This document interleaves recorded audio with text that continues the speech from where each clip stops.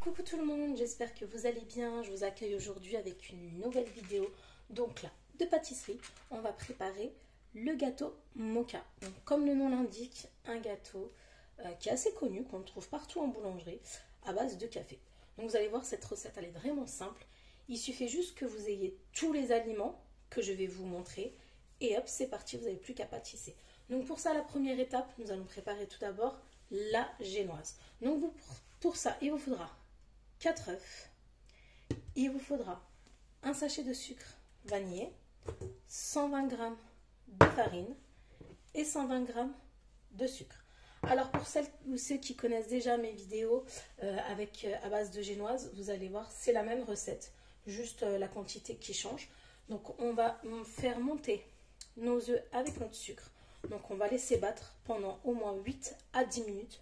Vous allez voir que c'est tout simplement magique, que ça va doubler de volume et former une grosse mousse. Après, on rajoutera notre farine qu'on va tamiser et on mélangera avec une maryse. C'est parti. Donc dans le bol du robot, on met notre sucre, notre sachet de sucre vanillé.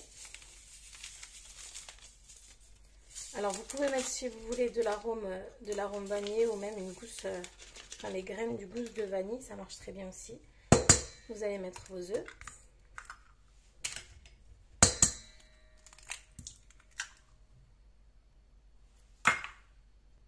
Et c'est parti, on va fouetter pendant 8 à 10 minutes.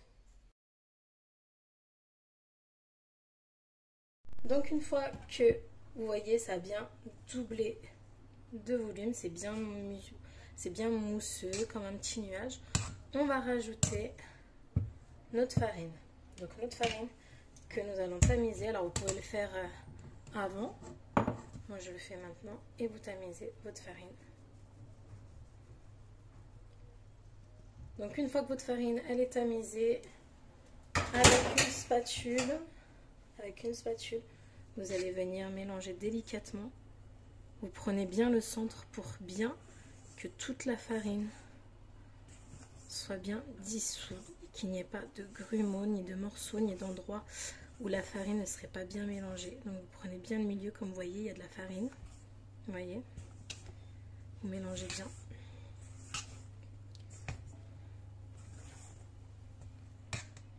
Donc une fois que vous avez bien mélangé, vous allez voir que ça forme des sortes de petits rubans. Et là, on va passer à la cuisson de notre génoise. Donc vous prenez un moule, donc comme ça c'est un moule de, il me semble, 18-19 cm, mais regardez en description, je vous mettrai le centimètre précise.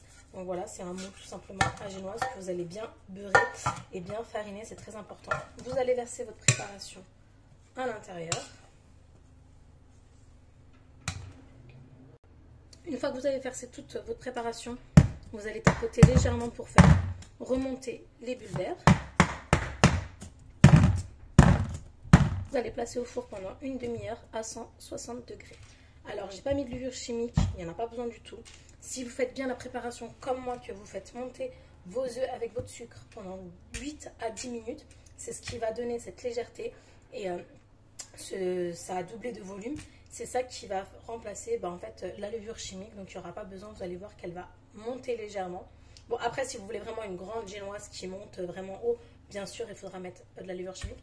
Mais nous, en fait, la taille qu'on veut, il n'y a pas besoin de mettre levure chimique. Donc voilà, donc au four 160 degrés pendant une demi-heure. Vous vérifiez la cuisson. Donc moi, c'est chaleur tournante. Vérifiez de temps en temps. C'est parti pour la cuisson.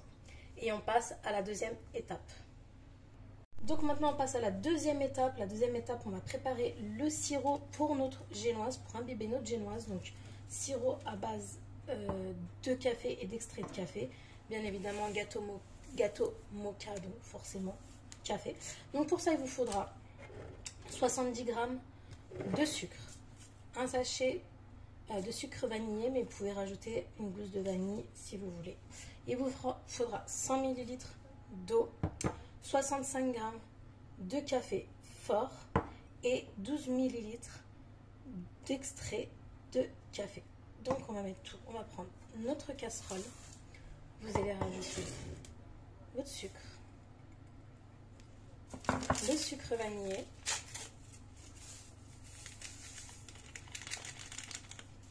on va rajouter notre eau. On va rajouter notre café. Et on va rajouter notre extrait de café. Et on va porter tout ça à ébullition dans un verre et on va le laisser de côté. Donc comme vous pouvez le voir, ma génoise est prête. Elle a super monté, vous voyez. Il n'y a pas besoin de levure chimique. Donc après, comme je vous ai dit, la levure chimique, c'est vraiment si vous voulez qu'elle monte plus haut. Et là, vous mettrez du papier cuisson tout autour pour que ça fasse plus levé. Et voilà, maintenant, on va le démouler directement une fois qu'il est chaud. Une fois qu'il est chaud. Et on va le laisser refroidir sur une plaque. Donc, on passe au démoulage. Hop. Donc, si vous avez bien beurré, fariné, ça devrait sortir tout seul. Et voilà. Bon, il y a un petit morceau qui manque. Mais sinon, dans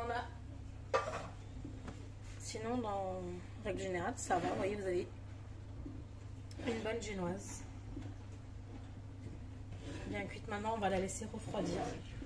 Et après, on va passer à la troisième étape, qui est une des premières étapes de la crème au beurre.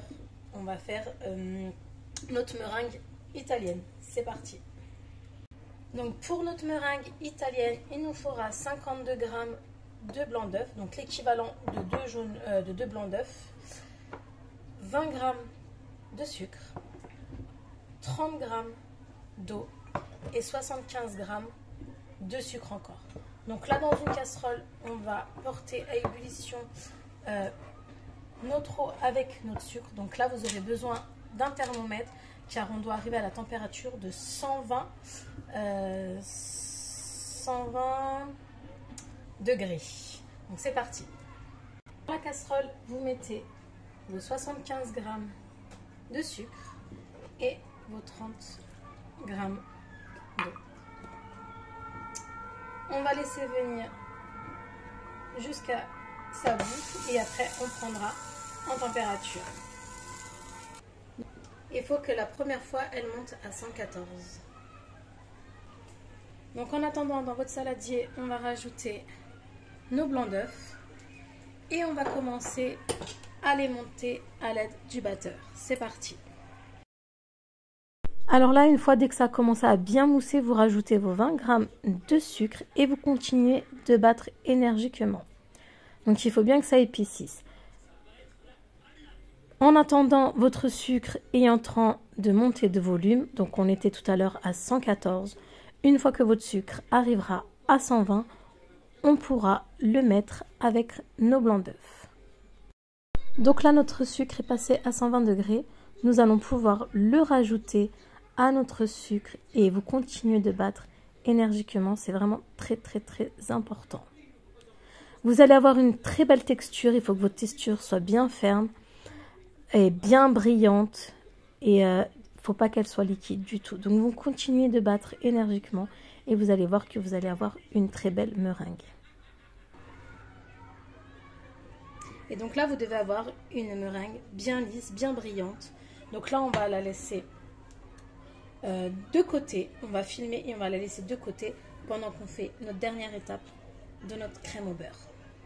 Donc là, pour la deuxième et dernière étape de notre crème au beurre, il vous faudra 240 g de beurre. Donc si possible, 82 g de matière grasse que vous allez couper en petits cubes. Donc du beurre doux. Il vous faudra 160 g de sucre. Il vous faudra après 4 jaunes d'œufs. Il vous faudra 65 g d'eau et 25 ml d'extrait de café. Donc pareil, on va mettre dans une casserole notre sucre et notre eau qu'on va laisser bouillir jusqu'à 120 degrés. C'est jusqu'à 120 g également. En attendant, on va venir blanchir nos jaunes d'œufs. Donc à côté, on va verser nos 4 jaunes d'œufs. Et on va venir les blanchir en attendant que notre eau soit montée à 120 degrés. On vérifie toujours la température et on commence à les blanchir.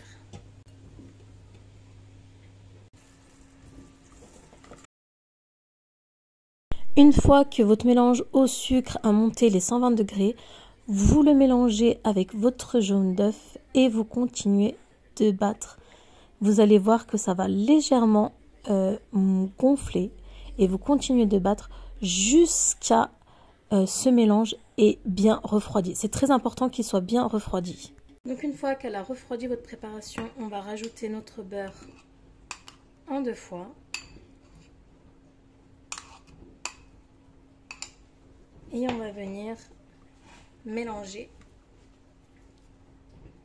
Et pareil, une fois que c'est bien mélangé, on rajoute le reste. Et on remélange.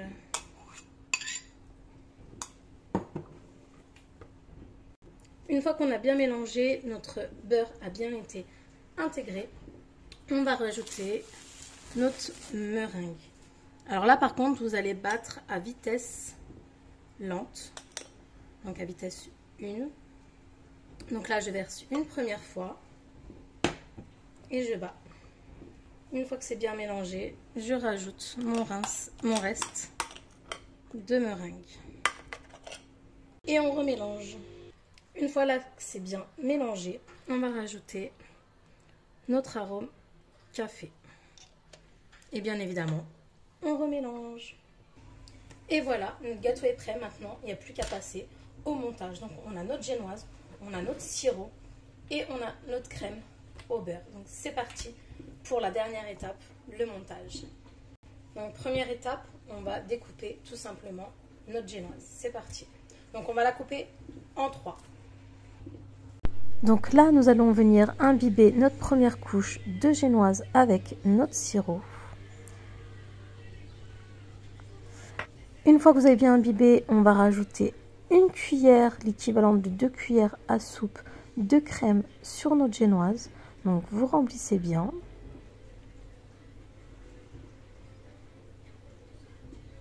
À l'aide d'une spatule, vous étalez bien votre crème. Il ne faut pas qu'il y ait une trop grosse couche, mais une couche assez fine.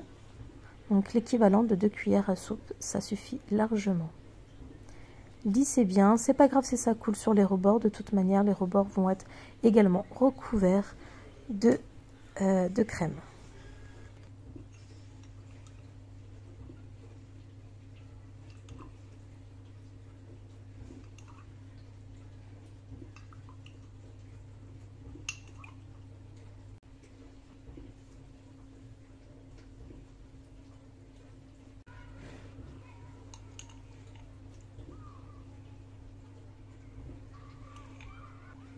On va venir remplir de crème au beurre.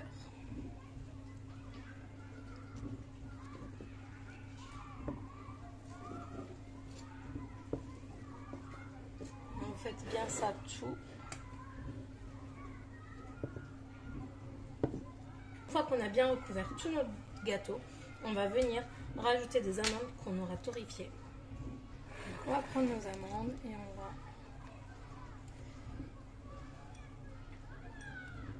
va les rajouter.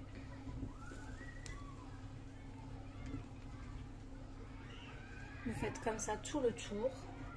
Après on passe la déco, donc après c'est comme vous voulez. Moi dans une poche à douille, je vais venir faire des petites rosaces.